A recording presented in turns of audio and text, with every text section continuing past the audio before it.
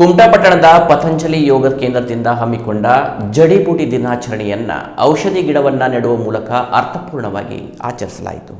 ಕುಮಟಾ ಪಟ್ಟಣದ ಪತಂಜಲಿ ಯೋಗ ಕೇಂದ್ರದಲ್ಲಿ ಯೋಗ ಗುರು ದಿನೇಶ್ ಅವರ ನೇತೃತ್ವದಲ್ಲಿ ನಡೆದ ಜಡಿಬೂಟಿ ದಿನಾಚರಣೆಯಲ್ಲಿ ಔಷಧಿ ಸಸ್ಯಗಳ ಬಗ್ಗೆ ಆಳವಾದ ಜ್ಞಾನವಿರುವ ಸದಾನಂದ ಅವರು ತಮ್ಮಲ್ಲಿರುವ ಔಷಧಿ ಗಿಡಮೂಲಿಕೆಗಳ ಜ್ಞಾನ ಭಂಡಾರವನ್ನು ಸಭಿಕರ ಮುಂದೆ ತೆರೆದಿಟ್ಟರು.